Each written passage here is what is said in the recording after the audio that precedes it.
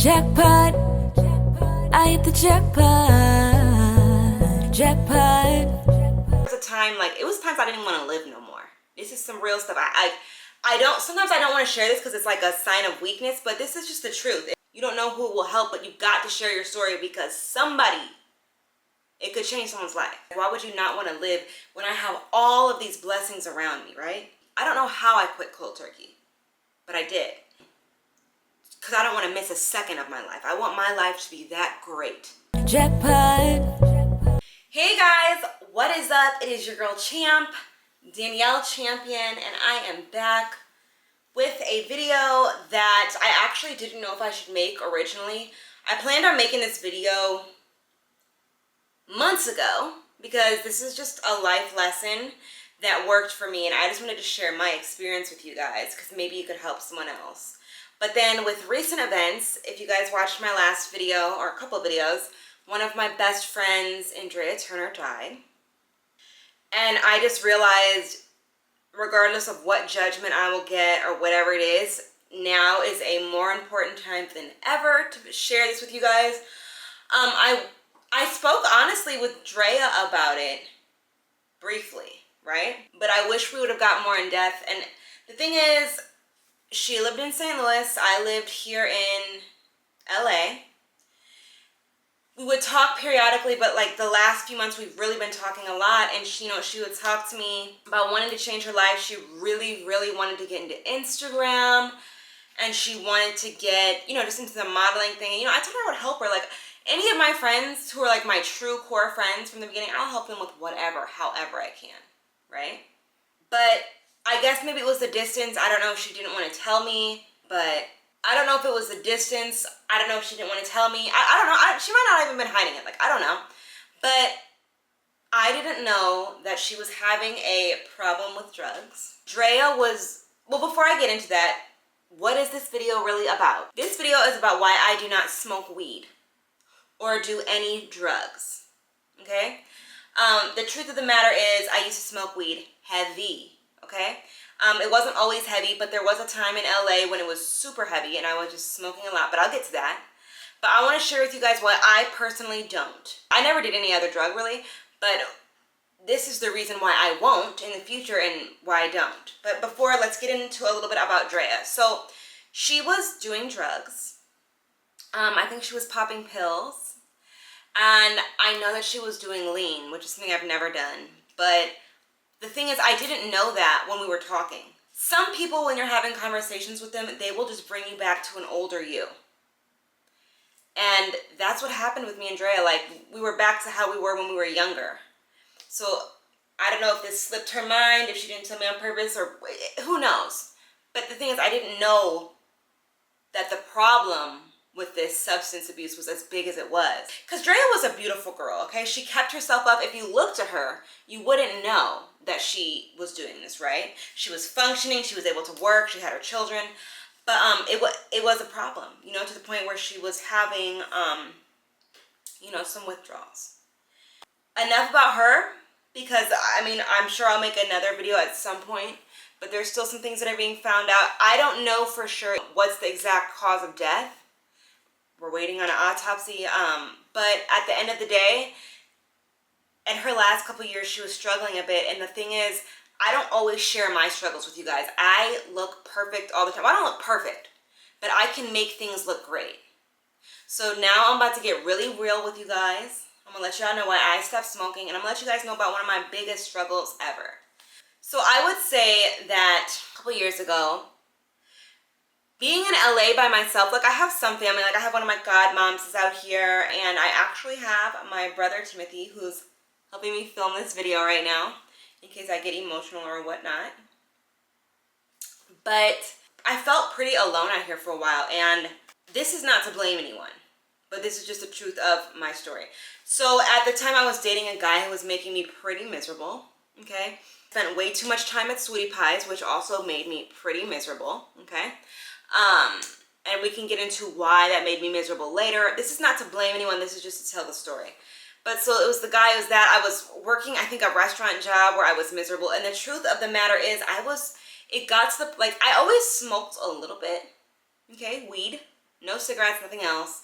It started socially, like with boyfriends that I would have or whatnot. And then it got to this point. So a couple years ago, I'm smoking, and like I had this apartment that I have now, $2,000 rent. It was just like a lot to have to pay out here by myself. And I was getting so stressed. This guy that I dated him for like 3 years made me miserable, made me feel terrible about myself.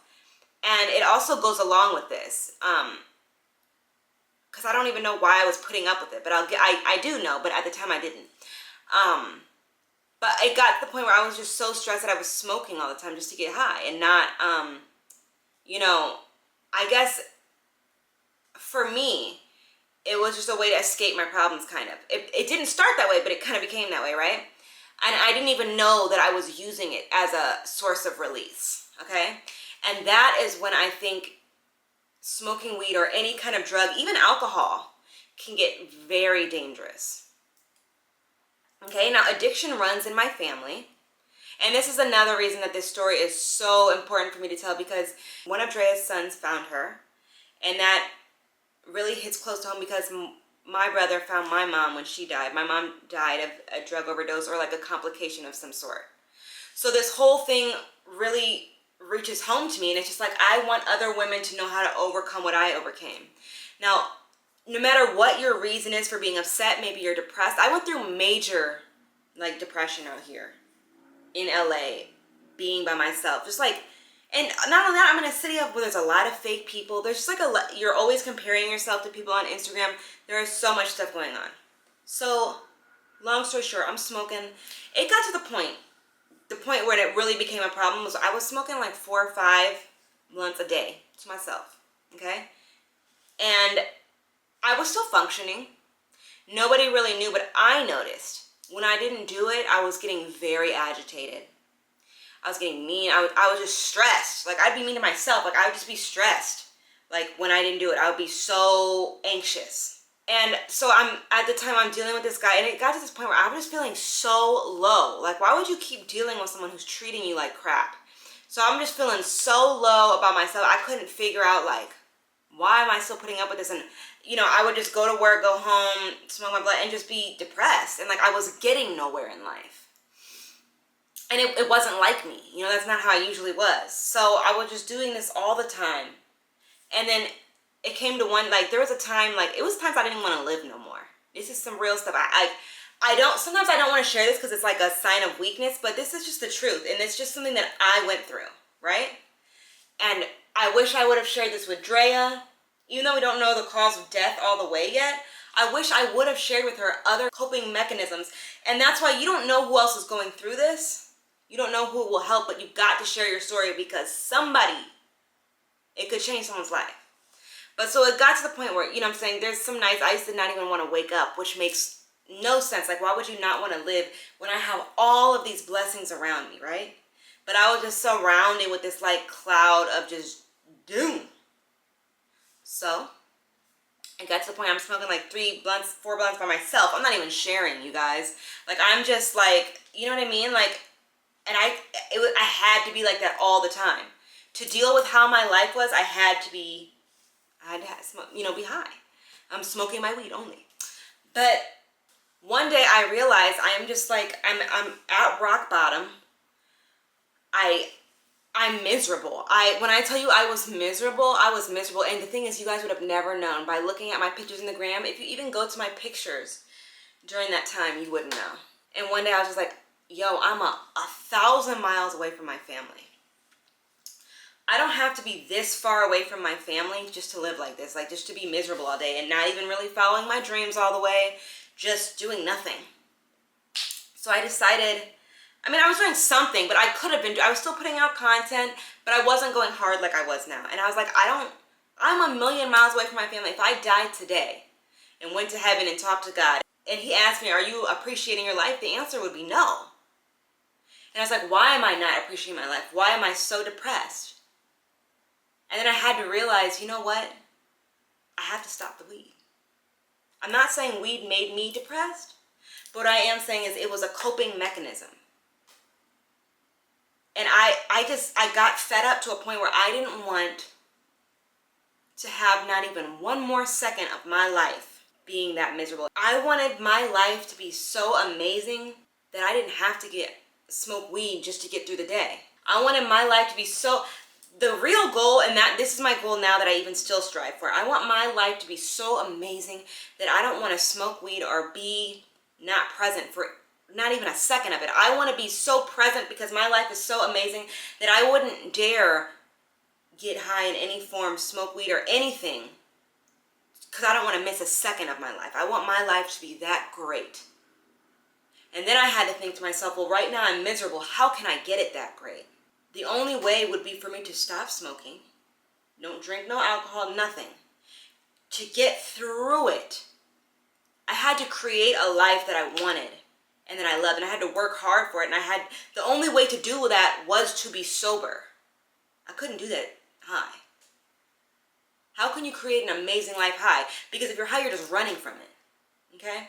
Not everybody, but that's what I was doing. So I had to stop smoking. Literally that second, I took all of my weed, flushed it down the toilet, broke my bowls, any wraps or anything I had, I threw them away. And I quit cold turkey. And it's crazy because by the grace of God, because of the way that I was craving it and stuff, I don't know how I quit cold turkey, but I did.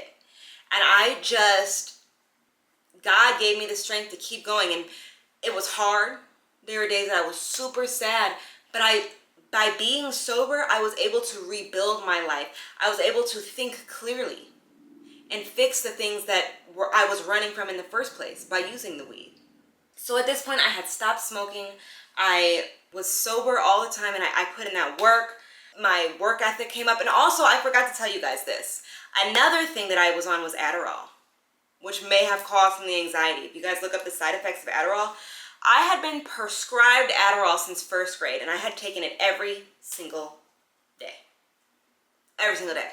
That probably was the cause of a lot of my insomnia, my mood swings, my anxiety. That causes a lot of that stuff, and I had no idea because I just was put on it as a child. So that plus the weed, I stopped the Adderall at the same time because I was just like when I didn't take it, not that I couldn't function, but I was so unhappy. It was hard to function. So I was like, I'm gonna be strong, and I'm gonna build this life sober so that I can think clearly and it can be real. And now, my life is not perfect now, but I have created something. I'm doing what I love to do. I'm going on auditions. I am, in the meantime, between booking jobs, I am entertaining through my YouTube, and I'm even living for my purpose, which I'm doing now, sharing a true story, regardless of judgment, and hopefully helping someone else. I'm truly living a life that I love, and that's the whole goal. And I just wish I would have shared this with Drea because she had a lot of stuff going on at the time. Her child's father was away, and I'm sure he has done, made a lot of improvements in his life too. And the thing is, I just wish I could have told her, I didn't know the pain she was going through. That's why I'm making this video. This video is for anyone who's going through pain, who doesn't know how to deal with it. You don't have to turn to no drug. You don't have to turn to no alcohol. The strongest thing you can do and the best thing you can do for yourself is to face this shit sober and go through it and figure out with a clear mind what you need to fix instead of just going through the days and going through the motions. Take your life back, okay? I just wish I could have shared that with Drea. There are different ways of coping mechanisms if you're stressed, and maybe I'll do that on a self-care Sunday. Maybe my next self-care Sunday we'll talk about, coping mechanisms for being stressed and just different things that you can do for yourself. Maybe give you guys some hotlines y'all can call. But we have this perception on Instagram that everyone's life is perfect, and that stuff's not real. So I guess my whole point of this whole video is just that talk to other people if you're stressed, if you're going through something, and just know that you're not alone and that you can face this stuff without abusing any substances. This just really hit me hard, and I know who knows, will I ever smoke weed again? Okay, but I know for sure I would not right now. I will not, but I know for sure I will never do it the way that I was, because at that time I was just escaping something. And who wants to have to escape their own life? God will never put you through anything that you cannot handle.